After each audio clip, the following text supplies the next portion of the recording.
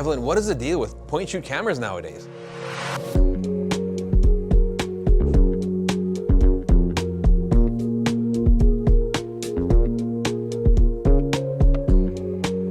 We're talking about compact, fitted in your pocket, but are like portable and powerful cameras that people can bring around with them everywhere, and they are going crazy for them. Stores can't keep them on the shelf. So we're gonna tell you our list of compact point-and-shoot cameras that are on the market today.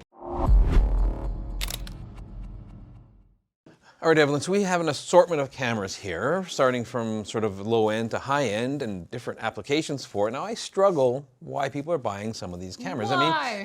I mean, our cell phones are only getting better and better and better. It's true. And some of these cameras, the image quality isn't any better than what your cell phone is capable of. Why are some of these models so incredibly popular? So I think we have a combination of things that are happening right now. I think that there's a push towards people that want to maybe step away from their smartphone technology, have a little bit of a different connection and experience with their photography.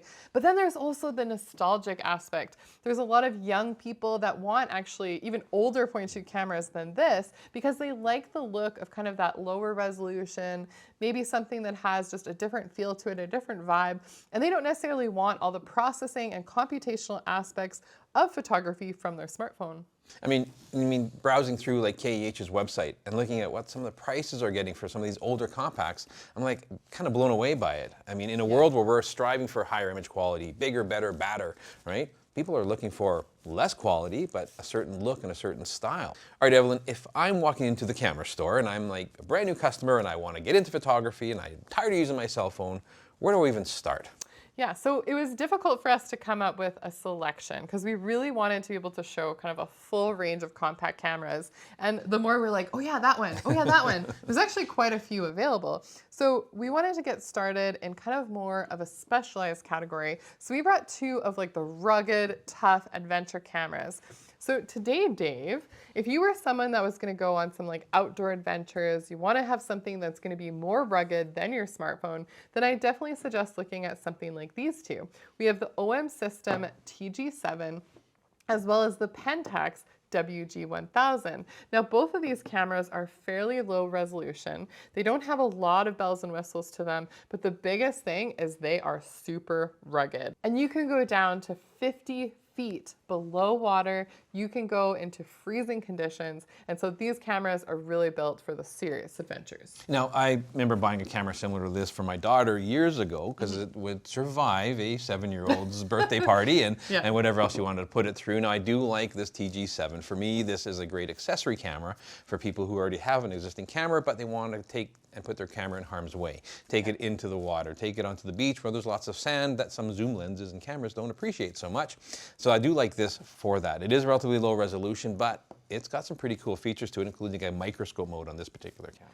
Yeah, and again, if you're someone that's like climbing, hiking, biking, doing any of those outdoor types of activities, having a camera like this is phenomenal. Now, of course, we didn't get into cameras like GoPros or, you know, like the DJI action cameras, that kind of thing. We really wanted to focus on the style of camera that's like a pocket point and shoot type camera. So that's why we went with these two in our list today.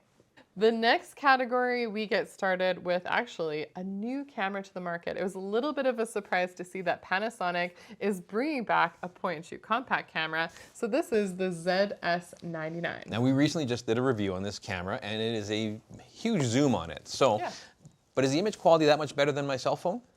Or am I buying it because I like that big zoom? I think you're buying it because you like that big zoom and maybe you like having the articulation of the screen so you can flip it up, you can do some selfies, and you are going to get better quality than like your selfie camera on your smartphone in most cases.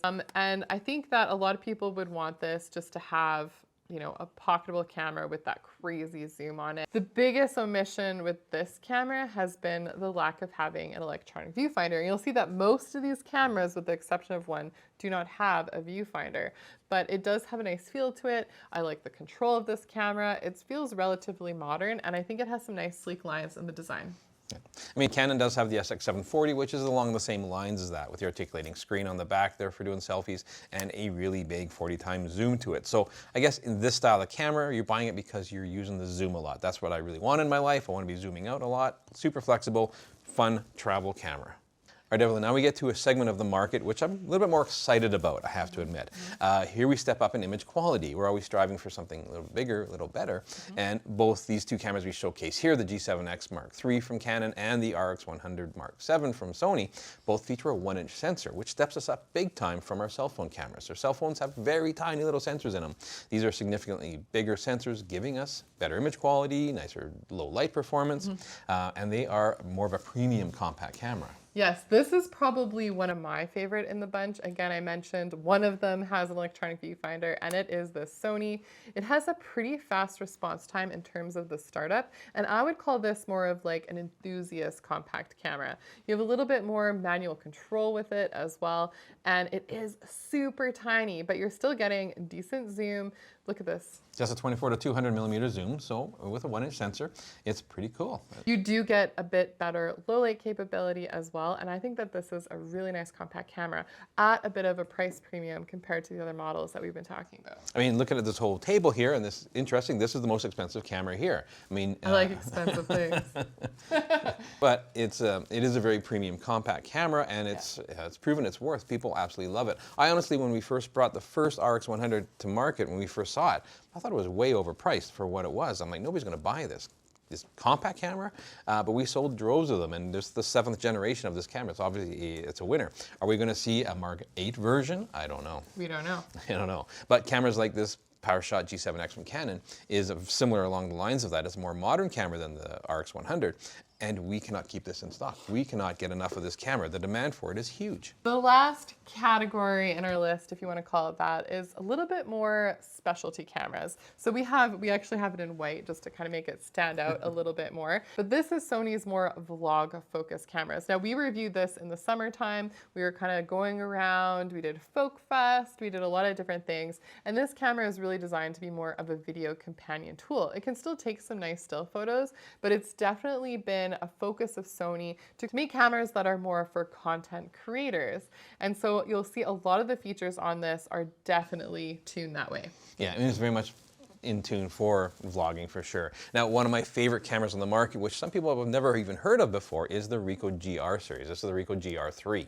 Now, this steps us up again in sensor size. Now we have an APS-C size sensor, but we have a fixed lens. Now it's a 28 millimeter or a 40 mil lens, depending on the model you choose. But this is going to give us the best image quality amongst all of these guys here. But it's a fixed lens, a 28 millimeter. But it's gorgeous, and it is super stealthy, truly a pocket camera that gives us amazing image quality. Absolutely. And they also have the X version, which gives you a 40 millimeter lens. So depending on what your preference is for what kind of focal length you'd like to shoot with, you do have a couple options. But I think the Ricoh GR series is really awesome. Again, very popular, a little bit more premium, but you're getting some great results out of a camera like this with a lot more file flexibility. All right, now if I had to choose a camera amongst this table we have here, with our list here, as a travel camera, I'm probably going to do the Sony RX100 Mark VII.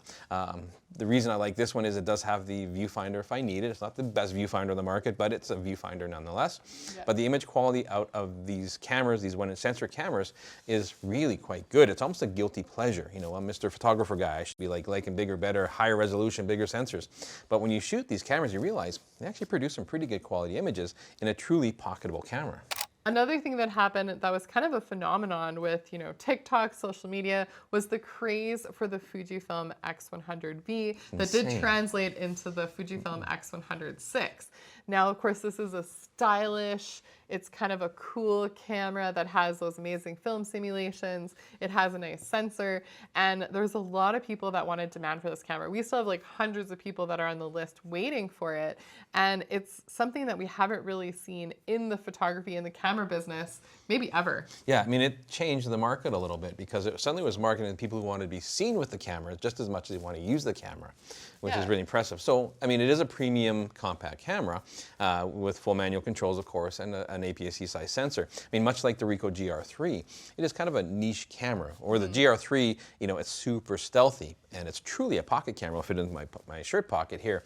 The X100 series, it's aesthetically a beautiful camera. I mean, it's a thing of beauty. Yeah, now it's not only just the aesthetics, but you also have to think of that tactile experience. And then what we talked about a little bit early on in terms of what that photographic experience is going to be like for you, stepping away from technology, stepping away from the notifications on your phone, and being able to, you know, be one with your photography. Be as cheesy as it is, when you really are able to experience that, I think you get a little bit more connected to whatever it is that you're photographing, whether it's nature, you know, it's a birthday party of your family or something like that. These special moments and events that we have in our lives aren't being interrupted because you have a camera that's dedicated to whatever craft you're trying to do.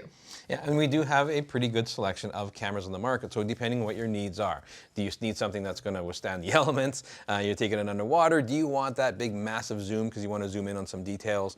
You're looking for a little higher quality, or you're looking for more of a niche-based camera like the higher end premiums? Yeah, no, of course, we want to know, what are your thoughts on compact cameras? This seems to be a really hot topic right now. There's a lot of people that are being kind of brought into the photography market for the compact series, but with you guys being our audience, we really want to know your thoughts. So please comment below and let us know what you think. Yeah, make sure you leave us a comment.